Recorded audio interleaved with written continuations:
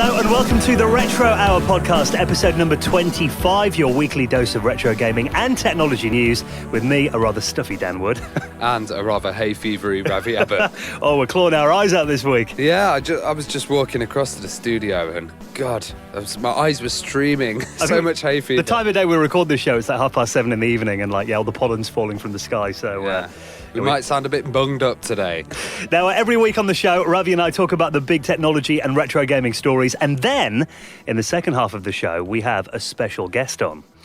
Now, this week, I think it's fair to say this guy could possibly be the most influential guest that we've had on the show so far. Yeah, this is Richard Bartle, Professor Richard Bartle, and he's the inventor of online gaming, basically. He started multi-user dungeons, which were kind of, the text adventures like Zork and stuff like that. This was a way that they could all play on a computer network together. He was a creator of the virtual world. Yeah, that's what I was going to say. This guy essentially invented online communities, really, didn't he? Yeah, and the kind of idea of it being free and open. It's going to be a really interesting interview, guys. And kind of obviously going forward today, you wouldn't have MMORPGs without the work that he did back in the late 70s. Yeah, not at all. We'd all be sitting there playing co-op games. We wouldn't be in these giant virtual worlds. So Richard Bartle on the show in about half an hour from now. And thank you so much for all your votes on the podcast awards that we were up for. We did come close. Yeah, close, but well done to Retro Asylum. It did go to a worthy winner, I've got to say. Congratulations to the guys. And if you're checking out Retro Asylum, look on their YouTube video at the moment on their channel because they're doing every single CD32 game. Oh, really? A review of every one. So I'm not sure where they're up to, but there's quite a lot to watch already. Isn't there about 80 or 90 games? Oh, there's more than that. I think it's about 120, 30. Right, so okay. We'll see. Foreseeable future taken up on their channel then. Yeah. Yeah, but thank you for your votes on that, guys. And obviously, congratulations to the guys over at Retro Asylum. And, it's just great to see someone that, another podcast that does retro gaming getting that recognition worldwide as well. So Definitely. And the fact that there were so many retro people in the actual awards, it Absolutely. was really cool. Maybe next year, eh? Yeah, maybe next year. Right then, let's get into this week's stories. We're going to start off with something that actually started out as an April Fool's, but now has been turned into a real product. Now, this is called the Smart Boy.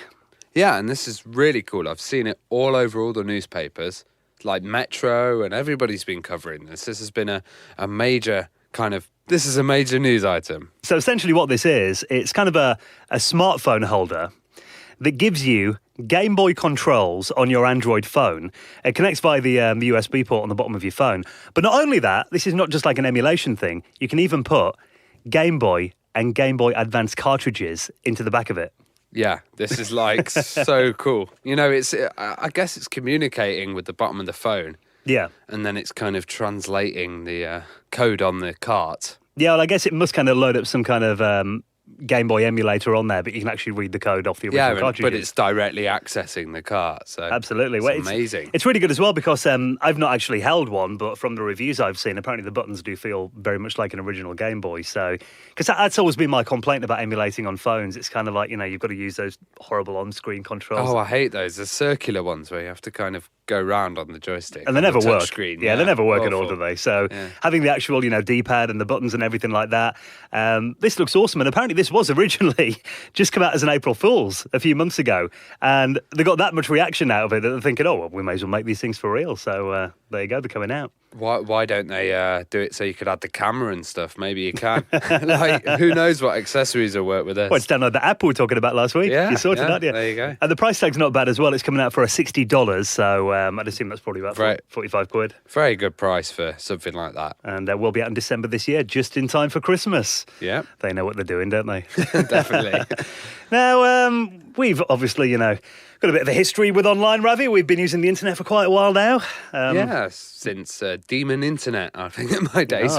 Yeah, do you remember your early search engines as well? Stuff like Alta Vista? Alta Vista Dogpile I used to use, which searched all the engines. Lycos, I remember as well. Yeah. Alltheweb.com, that was a good one. GeoCities. I must say, though, I've never really been that polite when putting search requests into a search engine. Unlike this one 86-year-old grandma. Did you read the story?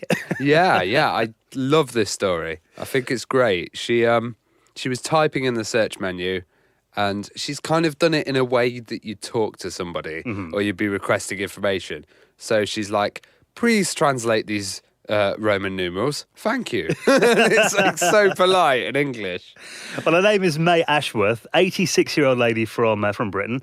And it was actually her grandson. He'd opened up a laptop and seen, this was on a screen still in the search history.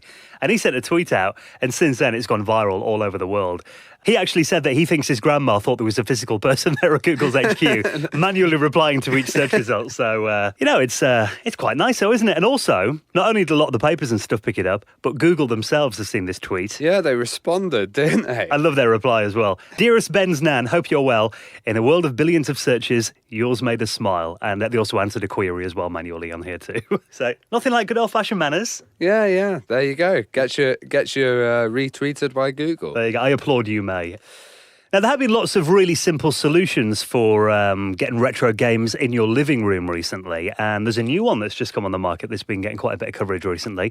Tell us about the Eagle Box. Yeah, the Eagle Box looks really nice. So it's an Android-based gaming system, and it's got Bluetooth. It's kind of, got HDMI out and all the stuff that you need. But it also supports 1080p, so I guess it's going to be upscaling stuff.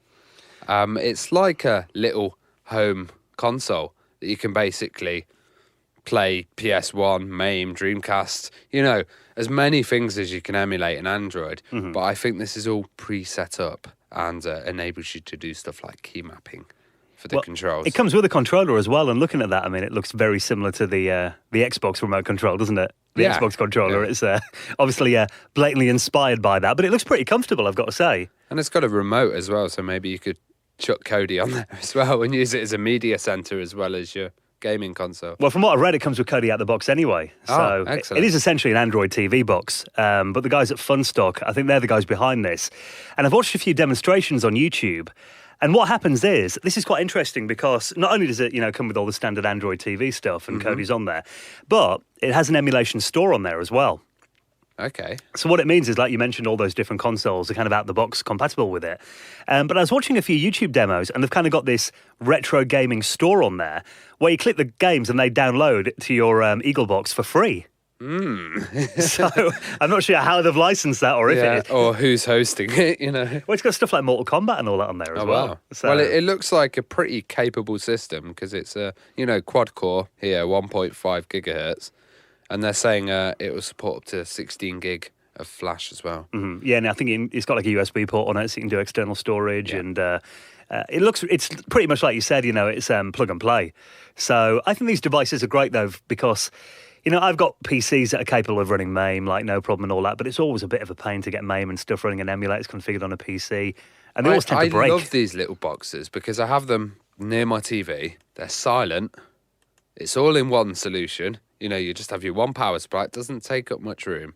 And it's simple, rather than having a big PC that you turn on, all the fans activate and all the monitors, Supping all the power. Yeah. But this you can just have under your TV. Nice little kind of console. And it's great for taking around friends' houses for parties and that kind of thing as well. Oh, yeah. Worms we were actually playing the other day. And I decided to make a Worms dedicated Android box. Because we had such a problem finding a good version. I just took it around my mate's house and, we were all doing 4-player. It was great.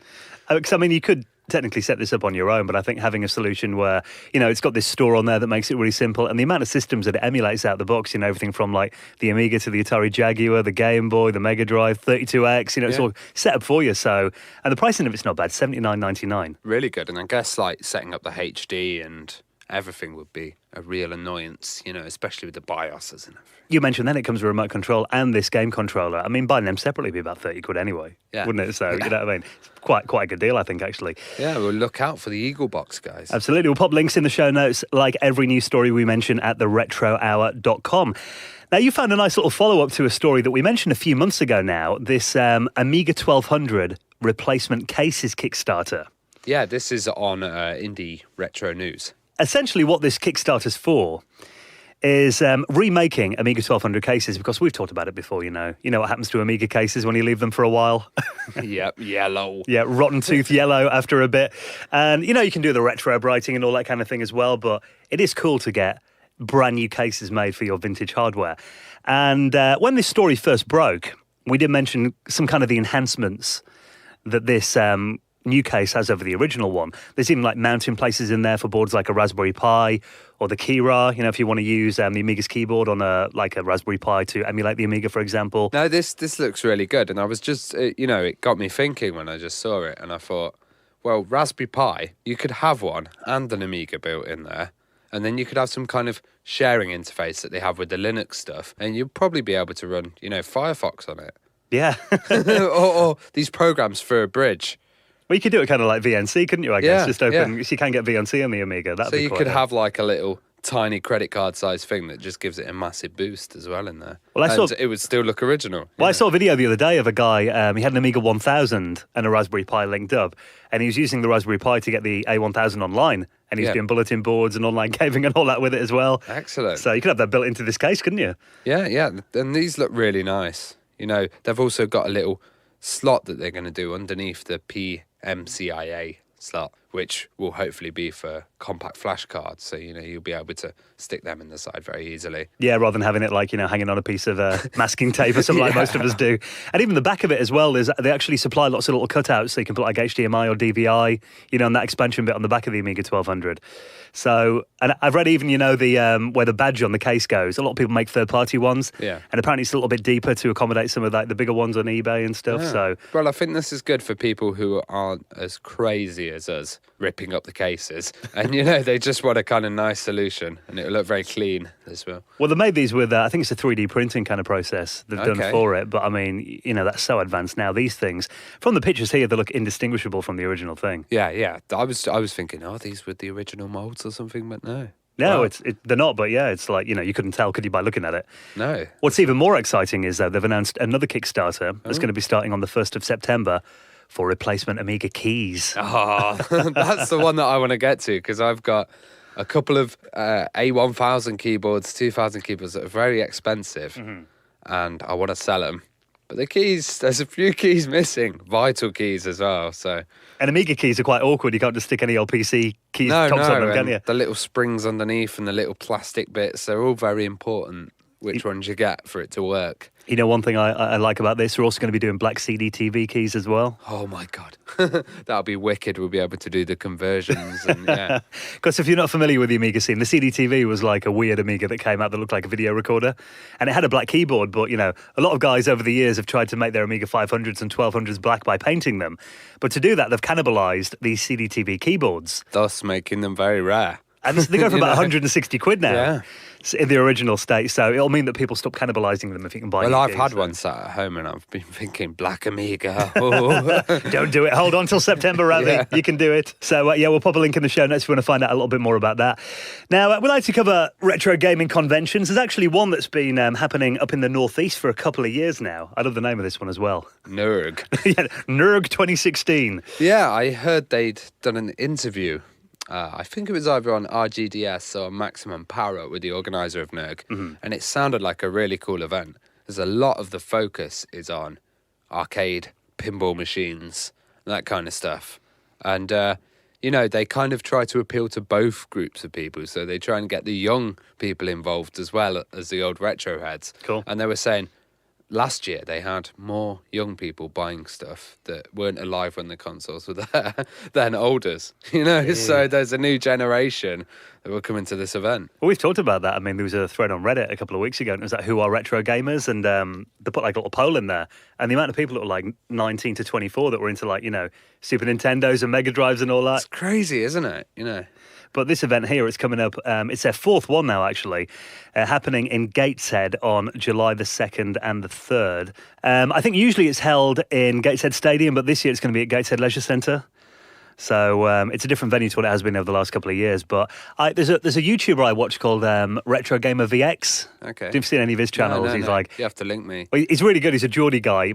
He has like mainframe set up in his basement and in his living room and all that. He's like, and he's got like I think it's called a Quantel paint box. This was like a really early 90s graphic workstation that like broadcast studios used. I think the one that he's got in his house is actually the same one that ITV used for the kids' TV program Nightmare. Jesus. He's got the original, proper mainframe and all that set up in his Wow. house. So, but he did a video last year at this NERG, did a tour walking around and all that. And I think a couple of the guys from Red Dwarf were there as well. Yeah. I think they have quite a few stars there, but the main focus is on the machines. We're looking at what they got here, like 100 video arcade machines, 60 pinball machines. Yeah, they're saying, you know, they'll have the Star Wars arcade, Old Frogger, and, you know, Space Invaders and all the kind of original stuff. But yeah, the pinballs as well. Remember how in demand they were when we went to Play Expo? We couldn't get on them, could we? No, it was just like, I couldn't believe pinball was so popular still. I do love pinball, though. Oh, yeah, it's great. It's the original kind of nerdy arcade thing. Well, it's like, you know, when I was a kid, we grew up in a pub. My mum and dad used to be pub landlords until I was about 10. And we had a pinball machine in one of the pubs we lived in, and like I would just spend hours on it. Just something about the physical. I mean, I love games like, you know, I've got a few on my PS4 and that, and even like pinball fantasies and stuff like that. But you can't beat the feel of an original pinball machine. Well, they're both from the same family, aren't they? Arcade machines and pinball. They're all kind of big buttons and clicky things. Great. Wasn't like, is it Williams? They were kind of behind a lot of the original pinball machines as well. Pinball 2000. You should watch that documentary, Dan. Was that on YouTube? When they tried to do the new pinball machine, and they kind of did projections and holograms and stuff. It's really, really good documentary. There's a big scene for pinball still, though, isn't there? Yeah, there is, definitely, yeah. And, well, you know, you come along here, 60 pinball machines, that'll keep you busy for the weekend, won't it? Definitely. Have to make your hands after that. Yeah, you run out of change there. So tickets are priced at just 15 quid for one day or 25 quid for a weekend ticket. My family live in the Northeast, and I keep hearing about this event after it's on, and I always miss it, so I might have to get back up home that weekend, 2nd and 3rd of July. Nice. I thought this is quite an interesting discussion on Reddit this week. Name 5 consoles that you would say are absolutely essential to any retro console collection. You're asking me to name 5? Or? Yeah, no, I've kind of dropped this on you, haven't I? Yeah, okay. I had a little think about this before. Name 5. I'd say the NES, definitely. Mega Drive, N64. Oh, interesting. PS1. Yeah. And maybe an Amiga. I'd stick one in there. Just You've covered quite a wide spectrum there as well. I mean, you know, you kind of do cover quite a lot of bases with those machines. The ones I had a little think about this before. You know, I've had a bit more spare time today than you. But I put the SNES, like you said. So I think, you know, the SNES and the Mega Drive, if you're talking about those, you know, the Sega Nintendo wars, obviously we mentioned there's a movie coming out about it. I think anyone that's into retro gaming would kind of want to experience those systems if they're getting into it now and want to kind of find out what all the hype was about back then. Those two systems are worth having. The NES, just because Mario and, you know, it was absolutely massive back then. I put the PS2 because you can play PS1 games on that too. And the fact that, isn't it still the biggest selling console ever? I think so, yeah. Yeah. I think the NES as well. There's an interesting thing about that. That was the first time I used many things, which is like the first time I used a light gun on Duck Hunt.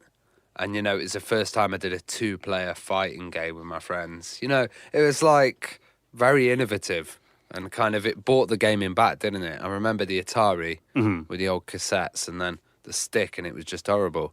And then years later, what's this? Oh, a nice new console, you know. Well, I think the NES, didn't that invent the D-pad? The D-pad started on the NES, so yeah, I mean, so, you know, it's the first of many things. Yeah, for innovation, absolutely. And you mentioned Atari there. I put the Atari 2600 in my list too, because it's where it all started, isn't it? Bit of wood grain.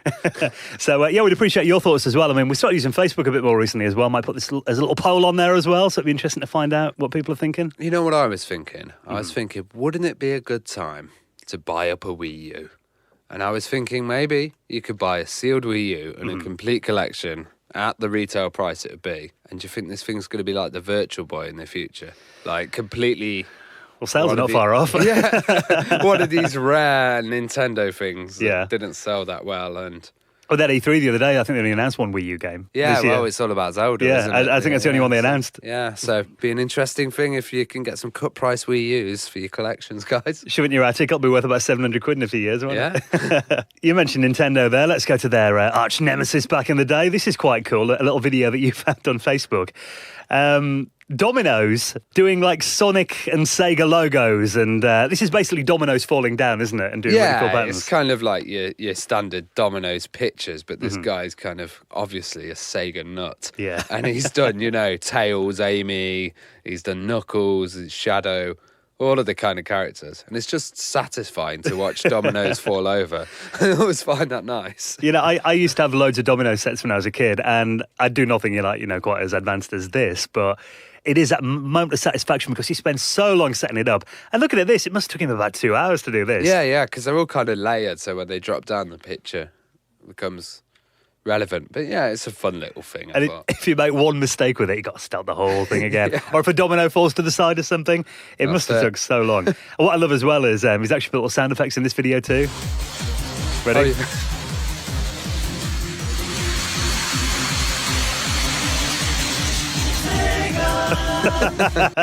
Yeah, he's that into it. And it's had over 1 million views so far on Facebook in the last 18 hours. So Wow. this is going all over the place. Going viral. Absolutely worth a watch. Now, have you been watching much of the Euros? No, I've just been seeing fighting and kind of not wanting to watch it, really. It's all been a bit horrible. Well, I must know I'm not into football in the slightest, but I do appreciate a good football video game. Oh.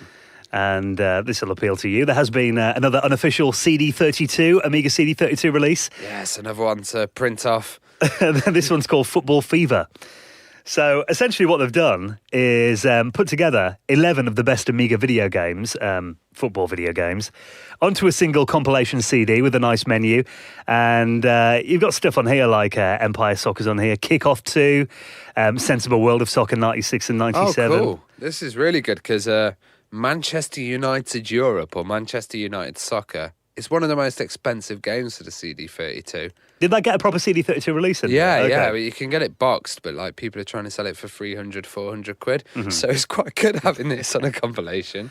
And again, you know, like a lot of these CD32 titles that we talk about, they come with, disc labels you can print out, and they've done like a nice graphic so you can have a CD inlay.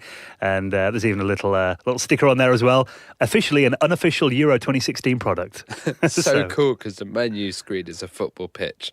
And then all the kind of outsiders listing all the games. It looks really good. And it's even got FIFA International Soccer on here as well, which I never played on the Amiga. Yeah, I didn't play it on the Amiga. I think it was FIFA 95 that I played on the Mega Drive before and stuff. But Yeah, I think it was the 3DO was the first one I played, but I didn't realise it came out on the Amiga, to be fair. But they've got it on here. Apparently forced to NTSC mode for faster gameplay. So, if you are getting into the spirit of the football But at they the must have the good ones because they haven't got Gazas International Soccer. I remember he used to have, was it Saint and Greavesy for the Commodore 64? Yeah. That was comedy. And or Italian 90 as well, I remember that in the C64. Yeah. Yeah, that was not a bad game, actually. So, if you are into the footy and you want a new CD32 tile, obviously completely free like all of these on these CD32 covers. Blogspot, we'll pop a link in the show notes at theretrohour.com. Now, there's a new Sinclair Spectrum game released as well. I wish a little poll on our Facebook today asking people what their favourite ZX Spectrum games were. A lot of replies as well. A lot of love still for the Spectrum. Yeah, there's quite a Spectrum crew out there. And also, I think it's growing because of all these new Spectrum releases, Spectrum books, new hardware. It's great. And new games as well now. Yeah. Now, this is called the Pietro Brothers, and it's by Nintendo. Nintendo. I wonder where they got the inspiration for that from. So essentially, these are our two Italian plumbers. They're brothers, and they live in some kind of platform game world. Do they have a lady that they need to catch? I think they might have, yeah. I think we may have heard of this somewhere before. So this has actually been posted on the World of Spectrum forum. It looks very similar to Mario. You've got kind of the bricks and the pipes and all that as well, little tortoises and that kind of thing too. And I think it's only kind of a demo version of it at the moment, and the guy's saying he actually needs a musician to help him out on this game. So I think he's going to make it into a full game and release it for free. That's really cool though, because looking at it, it looks kind of NESy graphics. But Mario was kind of NESy, but on the Spectrum, you don't expect to see this many sprites on the screen, or you don't.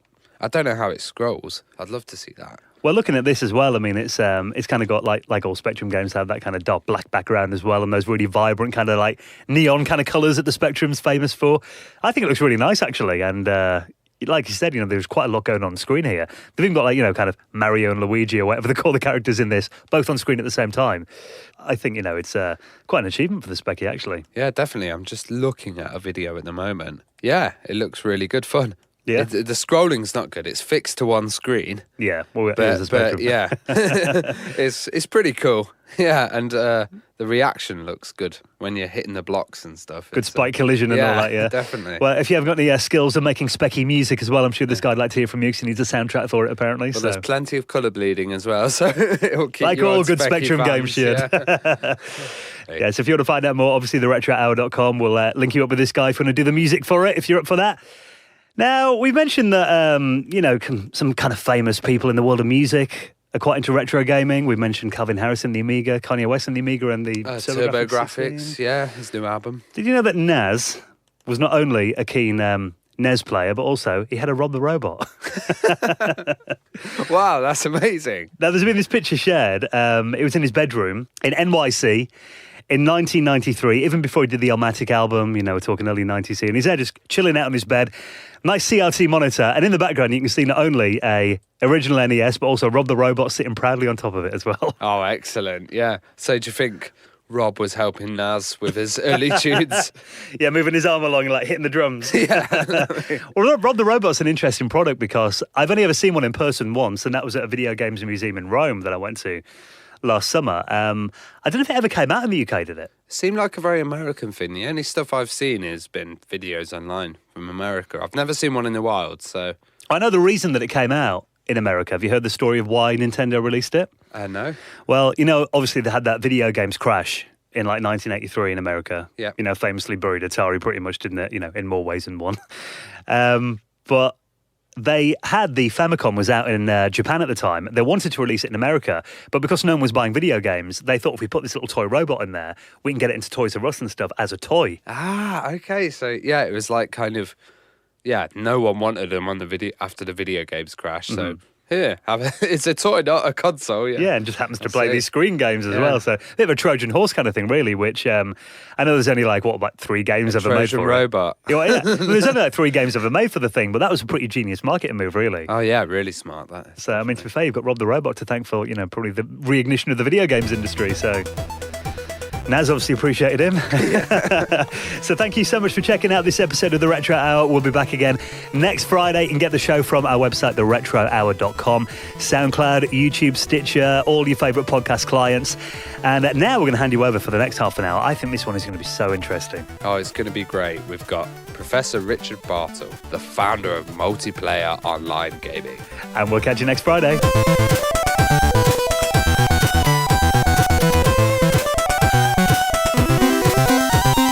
Welcome to the Retro Hour podcast, Richard Bartle. Now, it's an honour to have you on the show. We thought, you know, you're bound to have some interesting stories to tell as someone who has been into gaming for such a long time, but we thought we'd get a little bit of background on you, first of all.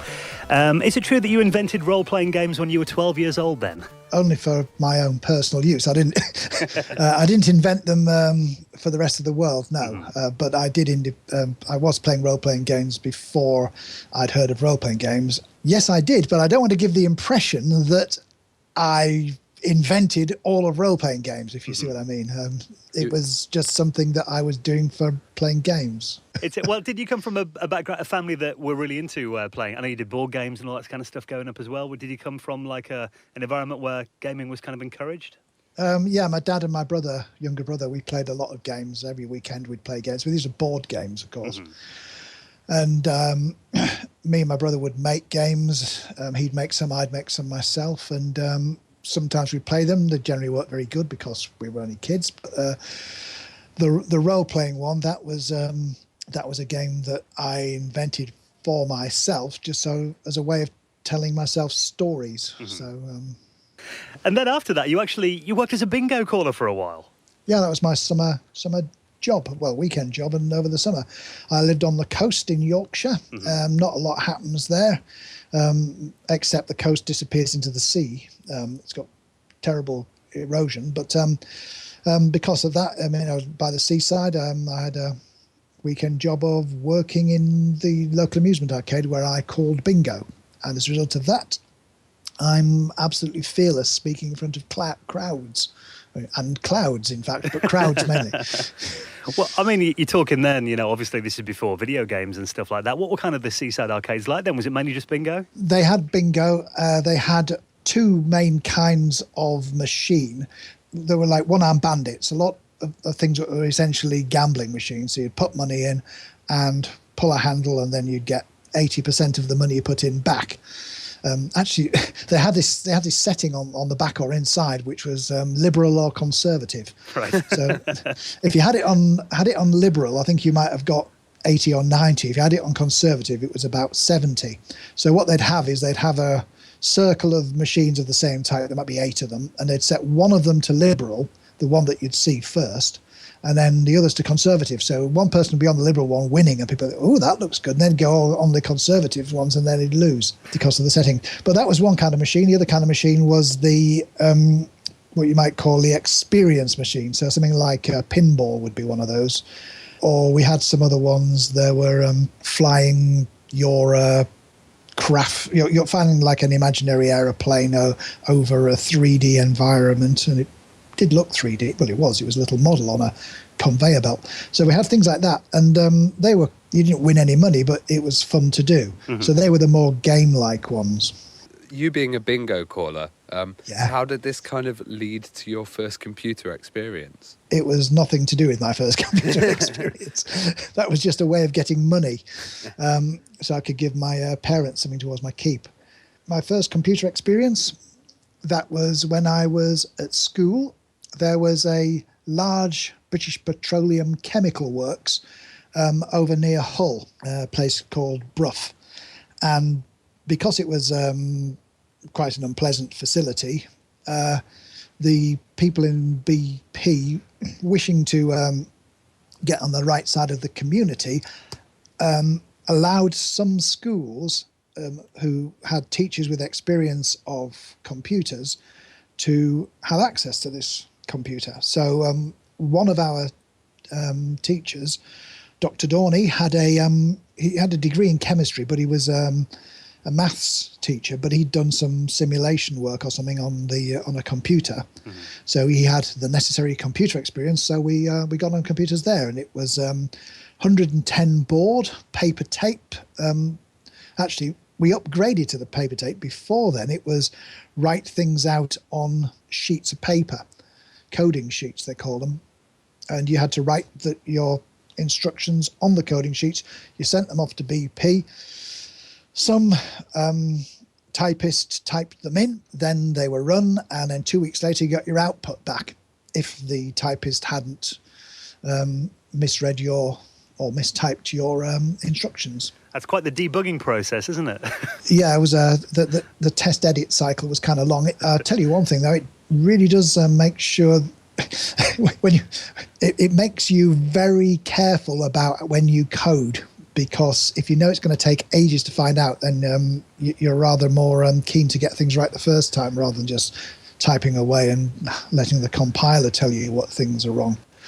The paper tape was the big thing, because we could type all that in ourselves offline and then just upload it. It only took an hour or so over the phone. Well, this was a giant mainframe machine as well, wasn't it? Well, when you say giant, in physical dimensions, yes. But we never visited it. We never got to see it. We just knew it was on the end of a phone.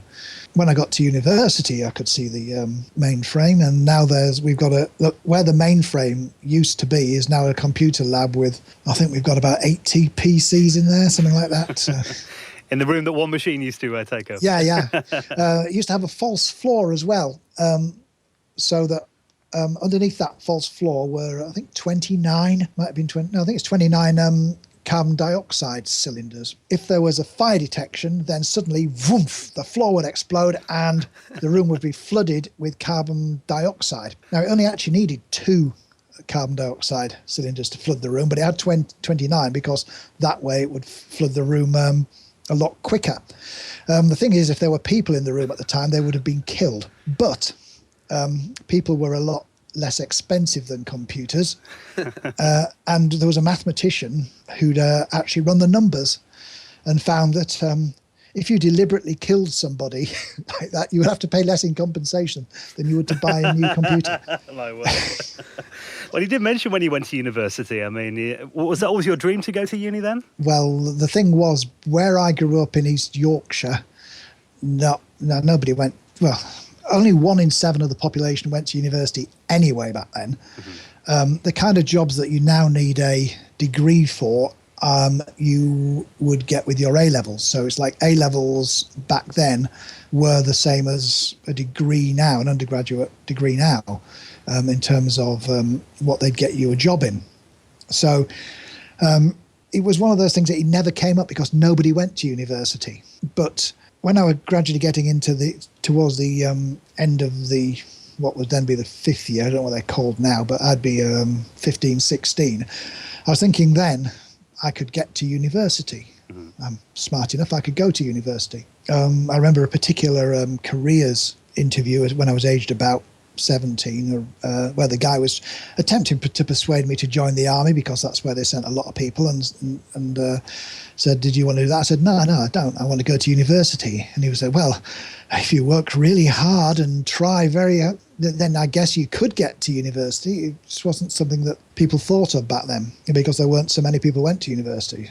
But of course, that did mean that because fewer people went to fewer universities, there was more money for student grants. So I actually got a grant. I got money to go to university. And were you the first in your family to go to uni then? As far as I can tell, looking at my family tree, yes. I came from a pretty poor background. My mother was a school meals cook. My dad was a gas fitter. So people like me weren't supposed to go to university, but we did go to university if we were really, really clever and wanted to do a subject that the middle classes didn't want their children to do, like computer science. So that was where the window was, and that's what I got in, although I originally went to study maths. What was the kind of attitude towards computer science at the time then? Well, it's an engineering subject. Engineering subjects were not regarded highly by the majority of arts and humanities students. An engineer was somebody who climbed up a telegraph pole. So we weren't regarded very highly. Computer science was just one of these great levelers. Everybody there who was doing it back in the day was what you'd now call a hacker.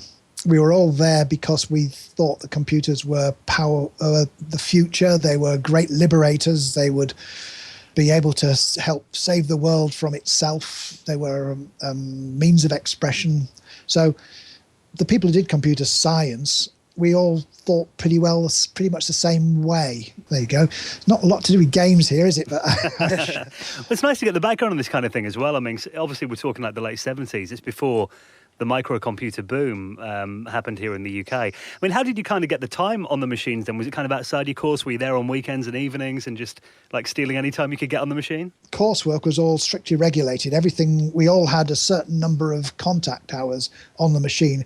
There was this system called resource control units, and it handled a number of things like how much paper you used cost RCUs, but the main thing was how long you were sitting live at a terminal. That cost RCUs. And we didn't get to use terminals until the second year. So most of our first year was typing stuff into punch cards and standing in queues to hand it into batch so that the punch cards could be read. And then as long as there wasn't some kind of punching error, Hollerith errors they were called, you'd wait again and your output would come. And then you'd go back and look at what it said and make your edits by retyping the cards you needed to do. However, that was during the day. In the evening, the computer was not as busy. The computing service, who were the people who operated the computer, which was a Digital Equipment Corporation System 10, DEC System 10, they believed that computers were a force for good and that people should be encouraged just to play on them. So if you joined the university's computing society, then you were given a project programmer number, PPN, which was had a lot more resources on it, but it was restricted, so you could only use it in the evenings and at weekends. And it came with a caveat: you were not allowed to use it for academic work, so you could do it for anything other than academic work.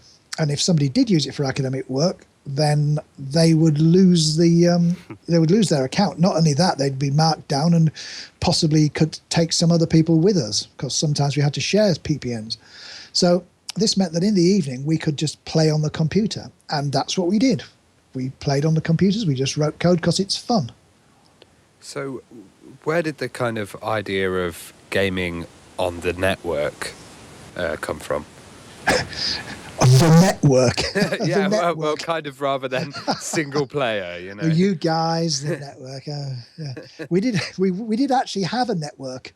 We could connect from the University of Essex via I think it was either via Kent or UCL or Imperial or something like that, to what would later be called the internet was ARPANET at the time, or DARPANET, I think originally, Advanced Research Projects Agency in America. And we could get from Essex University over a number of short hops. So like with routers, except you actually have to log in at every router, to places like Stanford Research Institute, MIT. So we could get over to American universities, and they could come back to Essex if we told them how to get through, which was so there was a network, and some people did get over. Joichi, who is the head of MIT Media Lab, came over to M.U.D over what would later be called the internet. Yes, there was a network, but most of the games we wrote were just for the single machine. However, there were lots of terminals attached to that machine, so multiple people could play on the same computer at once, in the same way that if you stick 4 controllers into 4 USB ports, then you can have 4 people playing on the same computer today. It's just that we could have more than that because there was several hundred terminals. Well, how did you meet Roy Trubshaw then? Because that's where you came up with M.U.D with him then. What's the story behind you guys getting together? Well, we were just both had a desire to program. He was the secretary of the Computing Society. He was a year older than me, so he'd already been through his first year. And he was the secretary of the Computing Society. And I wanted to join the Computing Society. Met with the chairman of the Computing Society, who was a friend of Roy's, called Nigel Roberts, who is now on ICANN, the internet naming company. He's on the board of that. Nigel introduced me to Roy as I showed Nigel something that I'd seen. It turned out it was a printout from a game we called Advent, but which was actually Colossal Cave. And I showed Nigel that, and he said, yeah, that's Colossal Cave. You need to speak to Roy. He's just starting on this thing called M.U.D. I said, oh, right. So I did bump. Roy dropped by because we were standing in a queue to buy some tickets for a Lindisfarne concert. And that's when I first met Roy, standing in line. He appeared with the mandatory wad of 11 by 14 inch green screen line printer under his arm that every computer scientist back then had to carry. And we got talking. Then I went to see M.U.D later, and it wasn't he who showed me. It was another guy called Keith Rautenbach, whom Roy had given a copy of M.U.D to for him to comment. So how did it work? So the DEC System 10 memory was split into 2: the high segment and the low segment. The high segment contained only code, and it was not writable. The low segment contained only data, and it was writable. So if, for example, you had 20 students all running a text editor, then there would be one copy of the editor in memory, and that would be it would be shared memory but not writable, so none of the students couldn't change it for each other. But each thing that the students were editing would be in its own piece of low segment memory. And that would be writable, but it would be unique to them. So what Roy did was then he wrote a test program, and that was the thing that I first saw. And he'd started work pretty well immediately on a game that he was creating called M.U.D, because if you've got a shared space, then the thing you would immediately want to do is to create your own world. That's what you do, isn't it? So that's what Roy wanted to do. And after he got that running by Christmas '78. Then he spent the next year working on it and improving it, but he'd written it in assembly language, and it was getting more and more difficult to maintain. So Roy rewrote it. He rewrote it in a language called BCPL, which was the forerunner of C. Beautiful language. Love that language. He got about a quarter of it written by Easter 1980. And then he realised he maybe should be thinking about working on his final year project that he was supposed to have been working on for the previous 6 months. So he handed over the code to me, and I'd been working on content. So I finished off the code. So I wrote about 3/4 of the program, but Roy's quarter was the hardest quarter. And then I wrote almost all the content what we now call content for the game, our aim was to make a world that was better than the real one, because the real one sucked. We saw that you kind of added stuff in the game like freedom for both genders, the kind of not the class system in there as well. Was this kind of a deliberate attempt to escape maybe Britishness? Or what infuriated us was the fact that we were British. Yes, well, not the fact that we were British, but British society at the time and how it regarded people who came from where we came from our backgrounds, because we were just looked down on. I've got a northern accent, as you will have noticed, and merely having a northern accent is enough for people with southern accents to regard me as stupid. That's just the way it was. Northerners, working class, not all that bright, speak a bit slowly. Here's £10, buy a house. I've got a northern accent. Roy comes from Wolverhampton, so he's got a sort of a Brummie accent.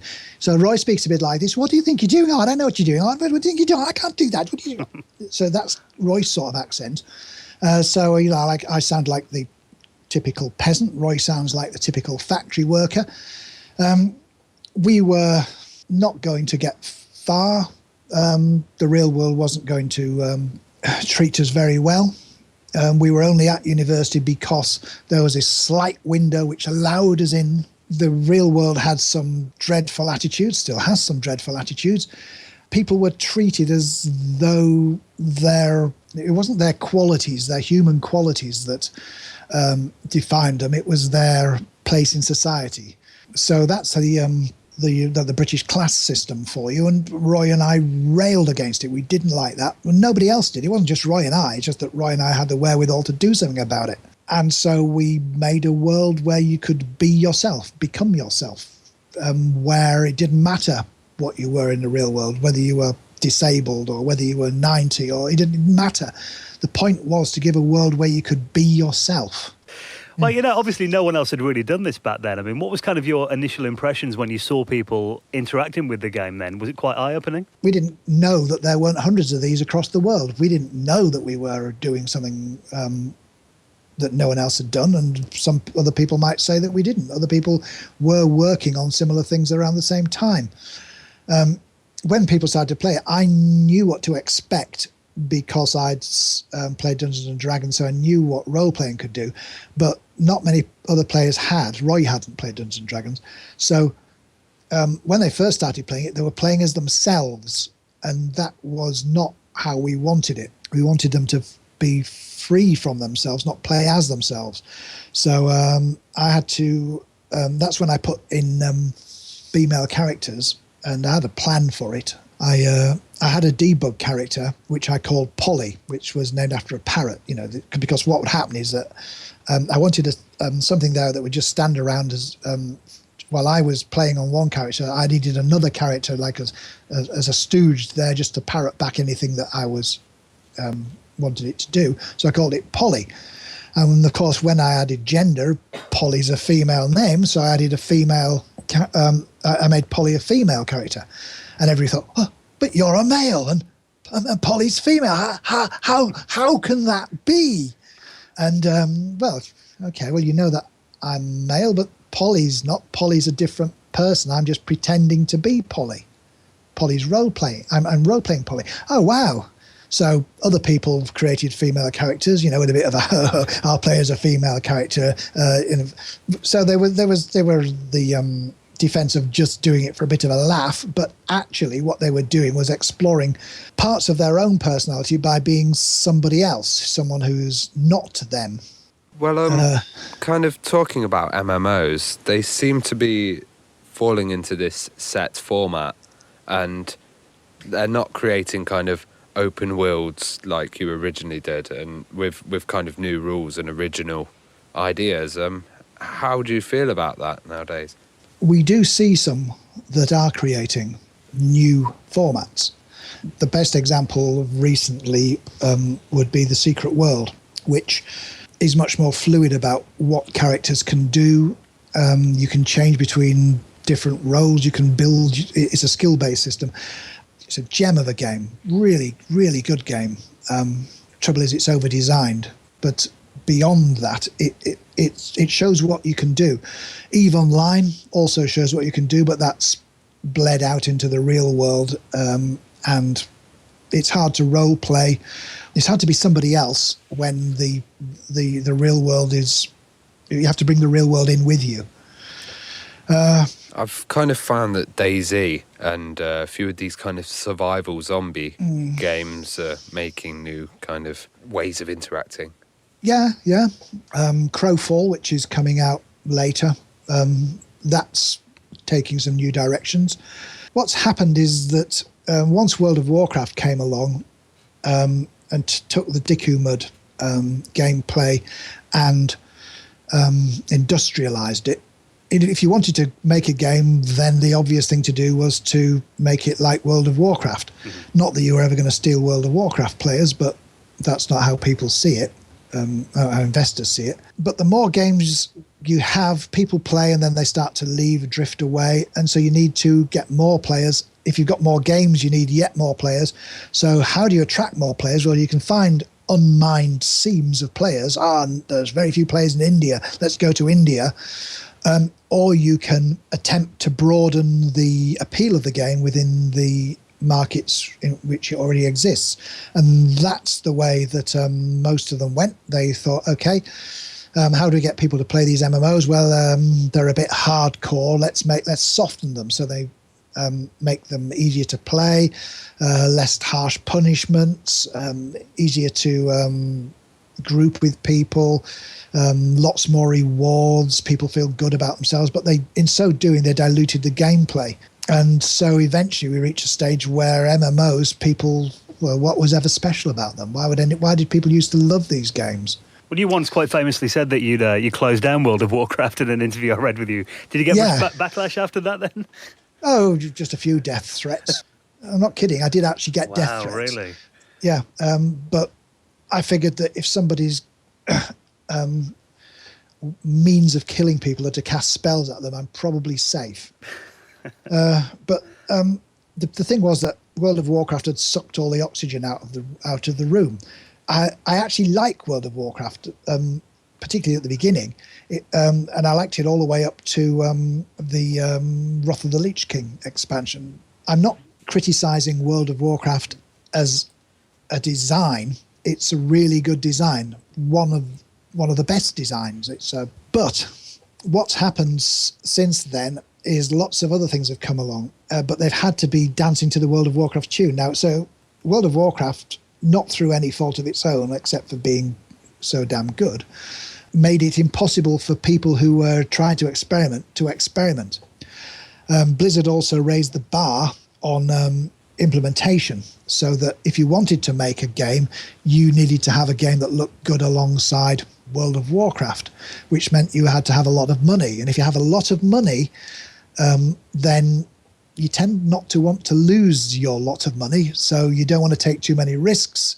So what happens is that the companies that were making games didn't take the kind of risks you'd need to take to get a revolution, and it was more of an evolution, and the evolution was in the direction of making games less intense, so that the people who back in 2000 were being called Care Bears would now be hardcore. The concept needs a reboot, and it'll get a reboot because MMOs are just too good not to achieve their full potential. Well, one thing I always find about MMOs is the kind of users end up defining the world. Even though there's these set rules by some of the servers, users will kind of circumvent them or find mods or different tricks to kind of create the world. Do you find that interactivity, was that happening in the M.U.D world at all? No, because in the M.U.D world, we didn't let them do mods. When we did to start with, when we first, when Roy was working on it on his own pretty well, he allowed players to create rooms, create commands, create all sorts of things. And as a result, he found that things were inconsistent. So there'd be different spellings of things, different punctuation used. Things would be incoherent. They just made no sense. Things would be buggy. They'd crash. Things would be incredibly detailed in one area, not detailed in another. And it turned out that actually most people are about as good at designing MMOs as they are at writing novels. Yeah, everyone can write a novel, but do you really want to read it? I had lots of experience in game design. Not that I realised it, but I did. And so turns out I'm actually quite good at it as well. So that's one of the reasons why M.U.D took off, because the content was actually, for its day, quite engaging. Plus, we gave it away. That's the other good reason for it. I was going to ask about that, actually. She did give M.U.D away for free. And I mean, obviously, after that, the microcomputer boom came around as well. I remember, if you dialed a bulletin board in the mid-'80s, pretty much all the BBSs had M.U.Ds on there. How did it kind of spread then? Was the microcomputer boom, really helpful in that? People heard about M.U.D because we told magazines about it and they published articles about it. And then people came along over direct dial and played the game. Some of the major figures of the games industry dating from that time played M.U.D. Some of them thought, well, this is pretty good, but I can do better. So they wrote their own, and some of them didn't do better and some of them did do better. And people played those games and thought, this is good, I can write my own, and some of them wrote better ones and some of them didn't. So people were writing their own games from scratch. One of the games that was written was at another university, at Aberystwyth University. That version, ABBA-M.U.D, was Alan Cox, who later went on to be one of the Prime Minister of Linux. He rewrote that 4 times, and the 4th one was in Unix, and through another one of the players, Laurie was his name, he sort of ran about 3 or 4 M.U.Ds as the arch wizard, and he passed it to a couple of guys in America who then put it on American university computers, and it spread like a virus, whoosh, right away across, thousands, 1,500 computers all running in separate copies of ABBA-M.U.D. When people used to dial into your M.U.D server you mentioned before, did anyone ever abuse it? Did you ever get hacked or anything like that? We did get abused. Originally, when we started, people were playing when you'd play a board game. If you're playing a board game and someone that's acting a bit of a jerk, then you say, well, I'm not playing with you again. And because you can see people behave differently when they're playing board games. And it was kind of like that with M.U.Ds until Igor came along. Igor being Andrew Glaister, who's now a very, I think he runs the Redmond development for Microsoft. He's very talented programmer. And because he'd been making his own games, he had a different view to the people who'd been merely playing games. And that was, if the code let you do it, then you could do it. So, if you're playing real life chess and you decide, I think I'll move my knight like a bishop, physics lets you do that. The only thing that stops you is your opponent saying, you don't do that, otherwise it's the end of the game, we may as well not play. But if you're playing computer chess, the computer wouldn't actually let you make the move because it's coded not to let you. Therefore, the rules of the game are encoded in the software. Therefore, if the rules don't stop you doing something, it must be allowed. Unfortunately, some of the things that we could have stopped if we'd wanted to would have killed the game if we'd stopped them. Things like, how do you stop people from using bad language? Well, you just stop them from speaking, but then they can't communicate. And if they can't communicate, that cuts off all the social elements. So you want them to communicate.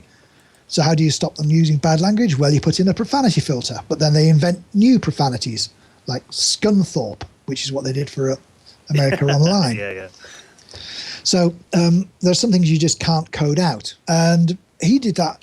He did have some of his own rules. He used to gank experienced players, but he wouldn't gank newbies. But he would he really pushed the boundaries. And because of that, that meant that we had to evolve means of dealing with that kind of behaviour. And he wasn't evil. Wasn't an evil player. He was just playing by different set. Well, not a different set of rules, but a different interpretation of the rules.